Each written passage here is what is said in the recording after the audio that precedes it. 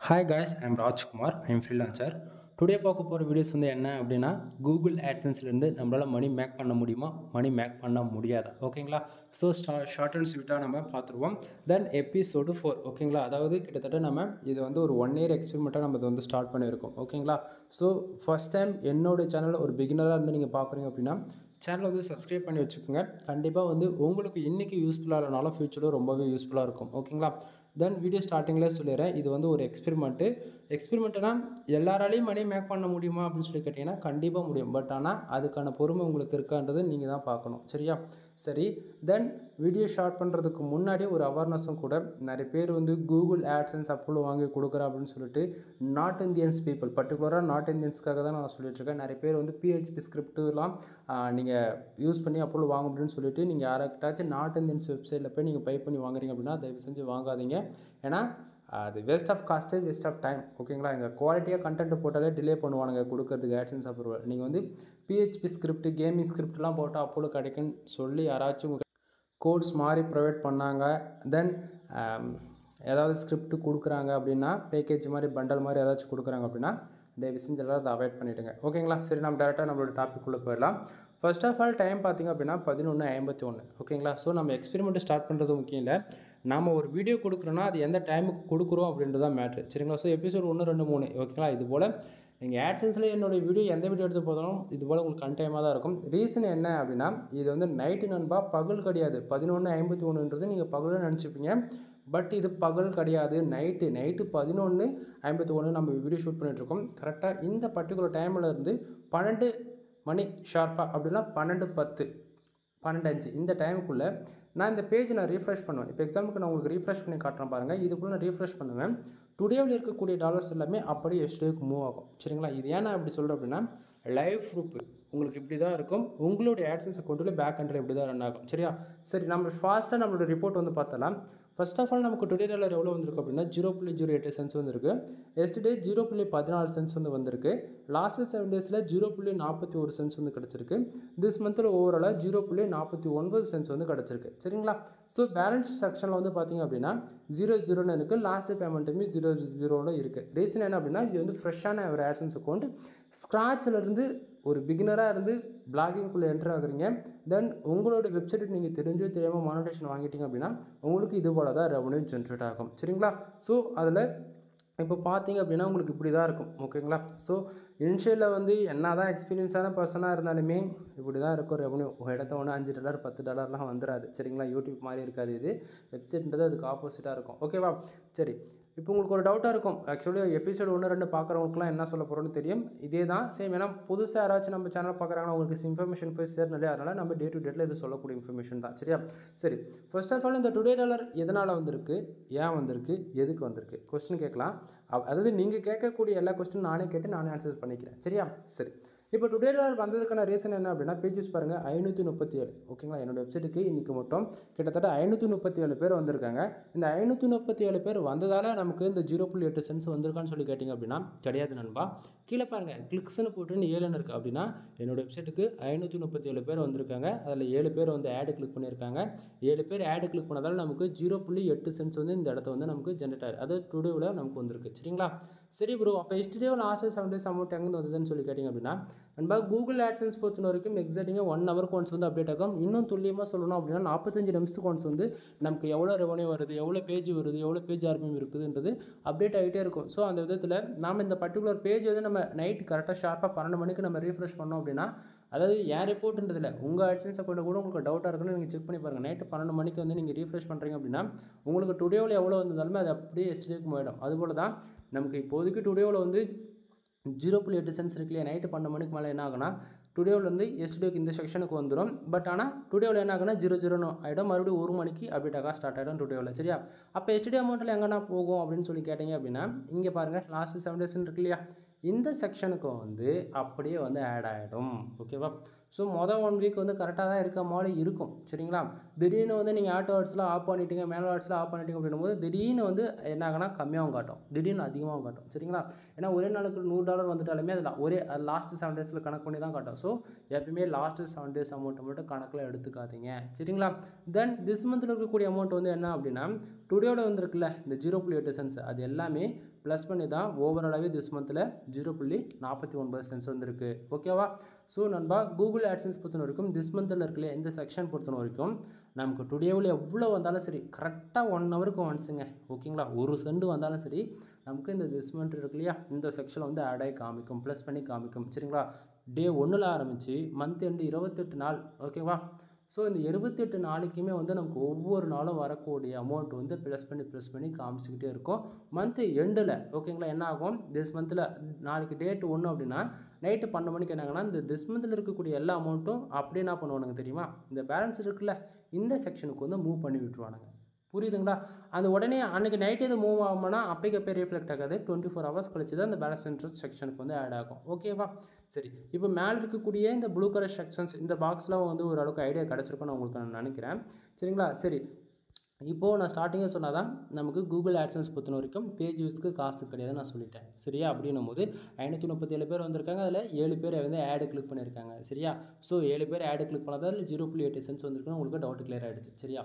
அடுத்ததாக பக்கத்தில் இருக்கக்கூடிய இந்த பேஜ் ஆர்பிஎம் அண்ட் சிபிசி பார்த்துடலாம்.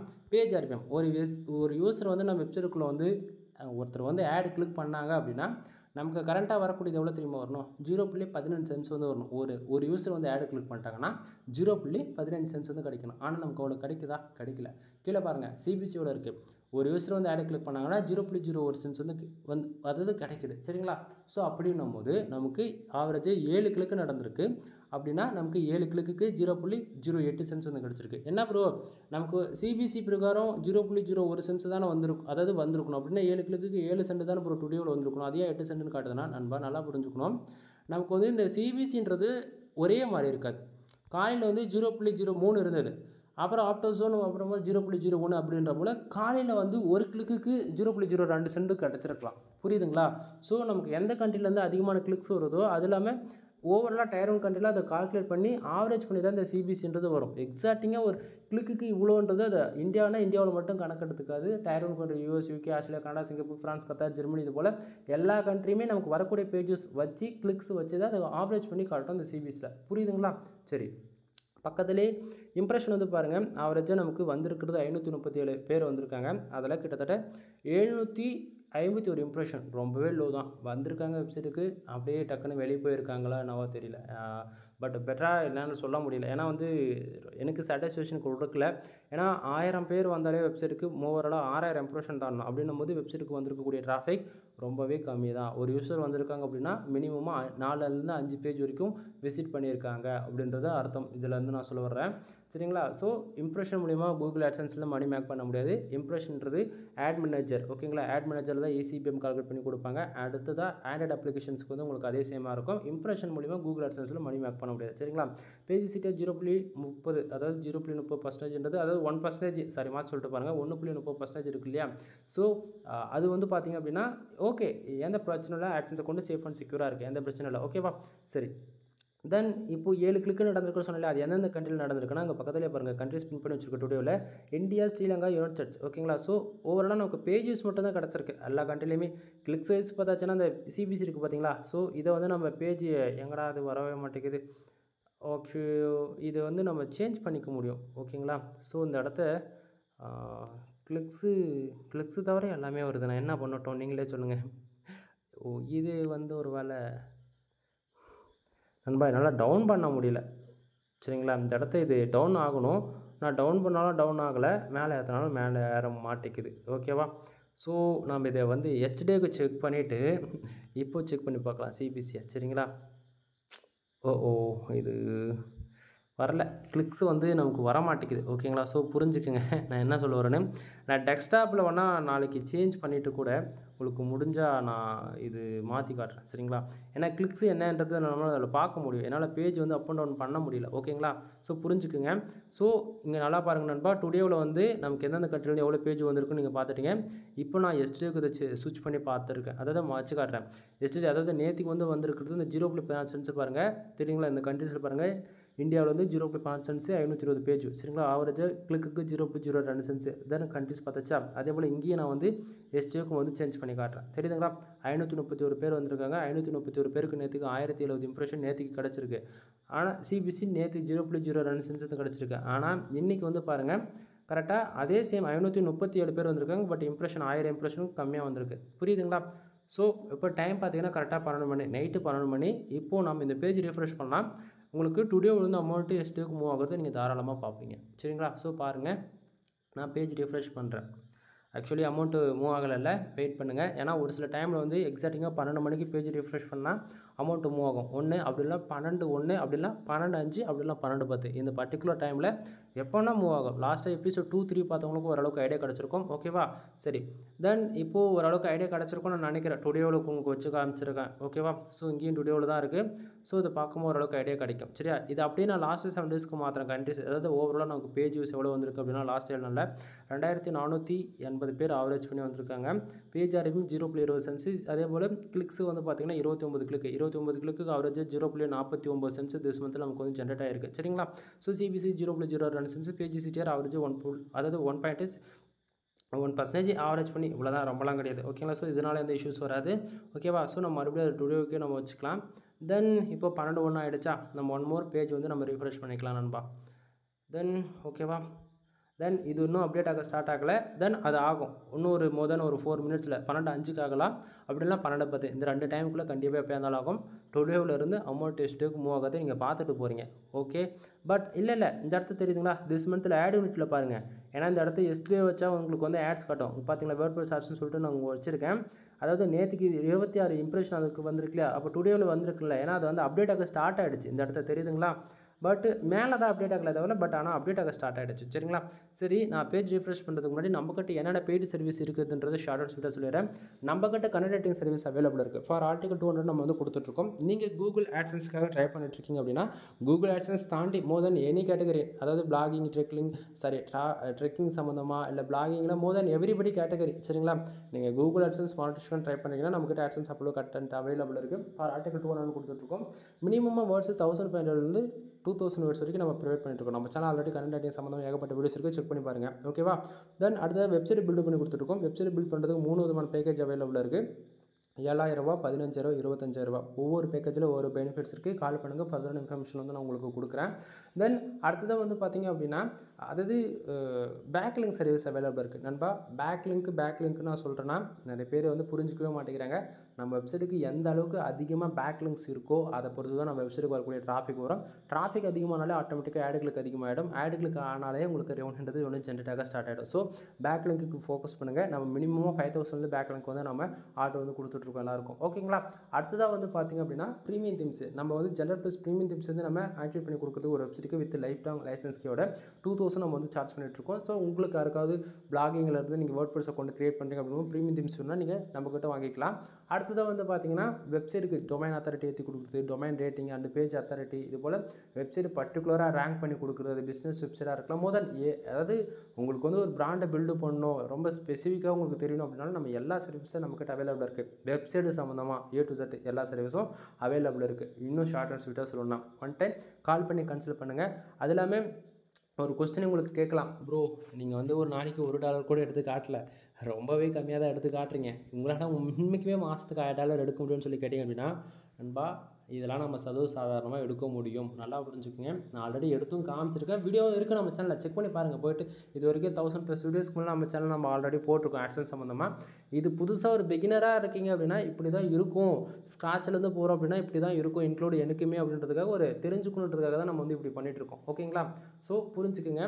தென் டில் இப்போது 12:03 ஆகுது. இப்போ ரிஃப்ரெஷ் பண்ணலாம். டுடேவில் வந்து அமௌண்ட் எஸ்டேக்கு மூவ் ஆகுதான்னு சொல்லிட்டு. ஓகே, நான் சொன்ன மாதிரி 12:05 ஆகிறதுக்கு முன்னாடி எல்லா சேஞ்சஸும் ஆகிடுச்சு. சரிங்களா?